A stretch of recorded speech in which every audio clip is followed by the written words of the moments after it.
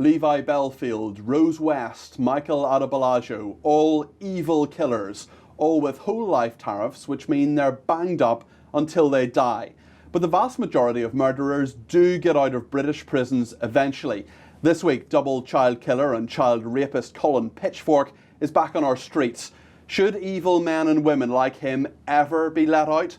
Pitchfork was jailed in 1988 for raping and murdering 15-year-olds Linda Mann and another teenager, Dawn Ashworth, 3 years later. He was the first murderer to be convicted using DNA evidence. The Ministry of Justice now says it's safe to release him, although the 61-year-old will be under supervision for the rest of his life after their parole board imposed some of the strictest licence conditions ever. So, if you take a life, should that mean life? I'm Peter Cardwell, and this is Talk Radio's Political Punch-Up.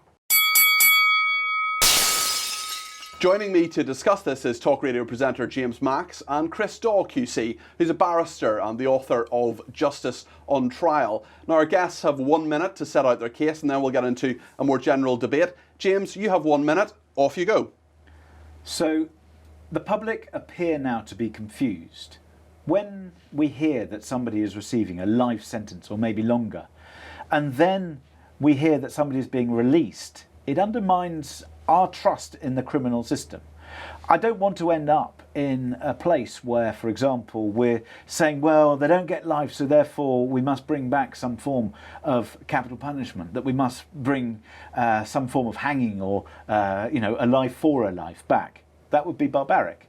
But we do need to have a situation where, because we're all living longer, because, for example, we talk about Colin Pitchfork, and we talk about the fact that he's 61 years old, that's still relatively young.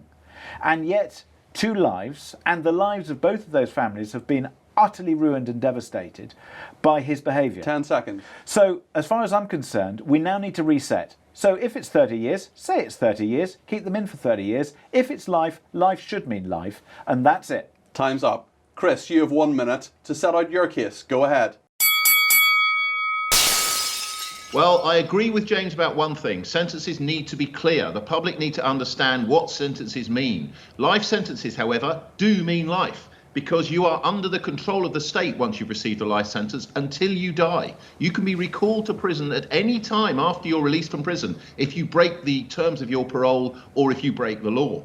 But the truth is, what we really need to focus on in this country is why we are so addicted to ever lengthening prison sentences. Prison sentences have doubled for murder and many other serious crimes since I've been a lawyer for the last 27, 28 years. And our prisons are twice as full as they were. And are the public safer as a result? I don't believe that they are. Do they believe they're safer? Again, I don't believe that they are. We need a radical rethink. We need to stop our addiction to the use of prison. Thanks, Chris. You're a little bit under time there, but you made your case there. So, James Max, Chris has made his case there to say that we're banging people up for longer, but it's not meaning necessarily that people feel safer. Why should sentences just be longer? Why should they be 10 years, 20 years, whole life? What difference does that make, do you think? Well, I think there are a couple of things here. First of all, we are living longer, so inevitably sentences perhaps need to be longer. The second point, I think, is about reform. There are some instances, I guess, where perhaps somebody can be reformed, and I'm not against the idea of saying that nobody can ever make a mistake, that we can't find a way through the justice system, if you like, and the penal system, to find a way in which people can be rewarded for good behaviours, to try and reform their characters and to try and bring them forward. But I think also we have to think about the victims as well, because very often I think victims are forgotten in all of this because they have a life sentence.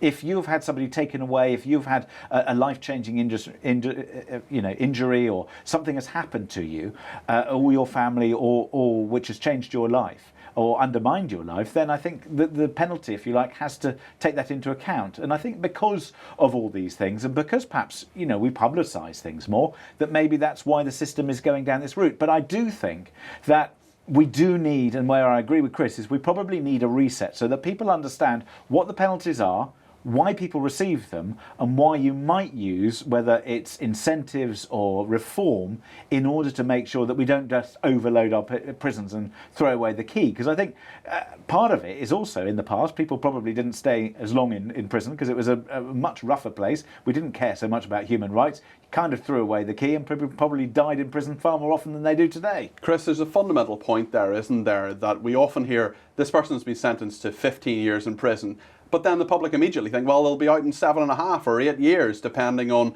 remission. So shouldn't a sentence, a custodial sentence, be that custodial sentence? Why do we need some of this time served in the community as things are? Isn't that frustrating for the public? Isn't that a mixed message?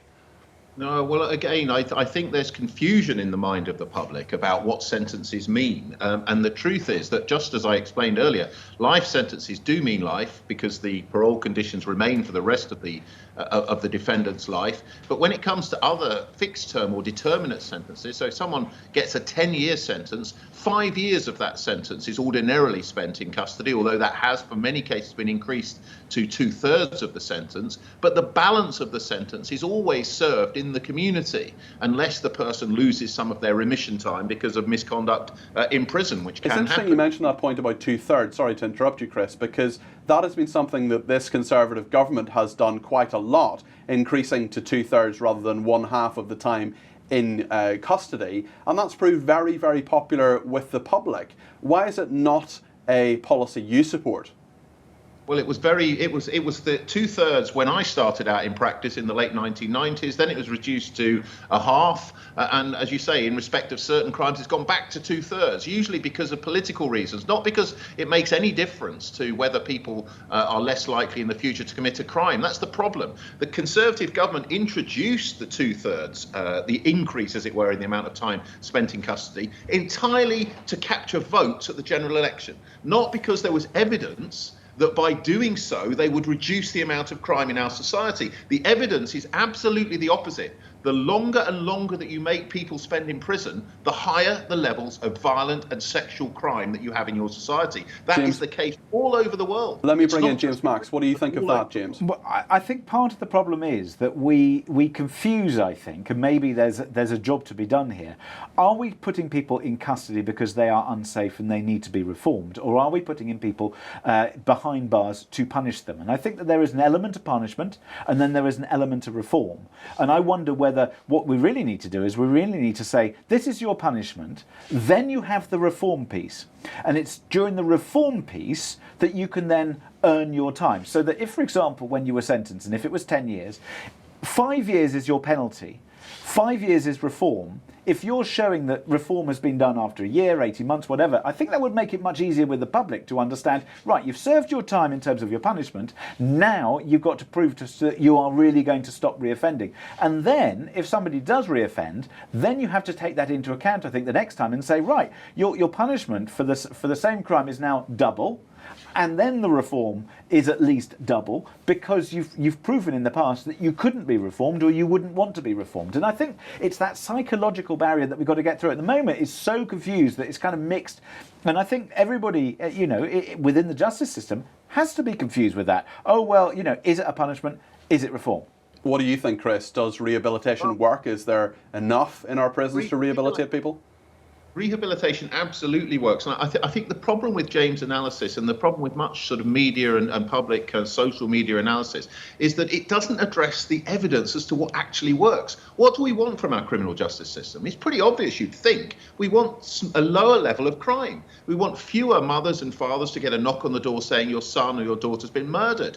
We want fewer people to be raped. We want fewer people to have their houses burgled. But all of the policies that James described, this sort of ratchet effect of ever-increasing prison sentences, always leads to more crime, particularly when you impose prison or custodial sentences on children and young people, which we continue to do in this country. When you lock up 14 and 15 and 16-year-olds in conditions, and I've been in these places, they are exactly like adult prisons. And when you put young people into prisons, you may as well tattoo criminal on their forehead. But Chris, surely the whole point of the judicial system, or a lot of what judges and certainly magistrates do, is give young people enough chances to try to turn away from the crime that they're taking part in. Surely they're sent to these young offender centres as a last resort.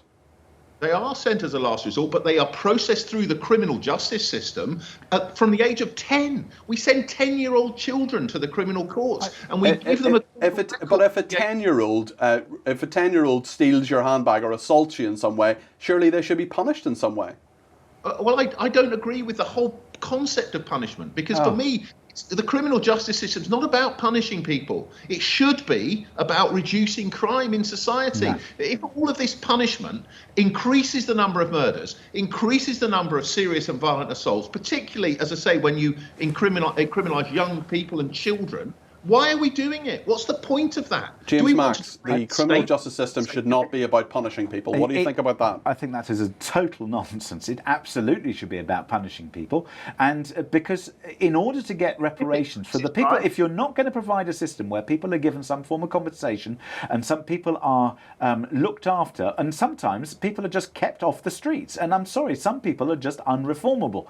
And you've got to have a criminal justice system that is both fair to the person. And I do understand that rehabilitation should be an important part of it, but also punishment has to be there, and keeping people off the streets is another part of it. And if you're not able to make people feel and the public have confidence in the system, I'm afraid the whole criminal justice system falls apart. We're running out of time. Chris, final point from you. Well, I agree with you that the public have to have confidence in the system. But unfortunately, many of the views that James has expressed are the reason why people don't understand the system. People at the moment believe that judges are soft on criminals when sentences have doubled in 20 years. If people seriously believe things which are not true, that doesn't help guide policy, and it doesn't help us get sensible outcomes and a reduction in crime, which is the one thing I hope we can all agree is the most important part of any functioning justice system. James, a final point from you. I think that justice has to not only show that there is a punishment, yes, there has to be rehabilitation, but also people need to feel confidence that they are going to be safer. And sometimes safe means locking people away and out of society because they are simply unreformable. We're out of time, but a huge thanks to Talk Radio presenter James Max and to Chris Daw CQ, barrister and author of Justice on Trial. Thank you very much indeed for joining me, Peter Cardwell, on this week's Political Punch-Up on Talk Radio TV.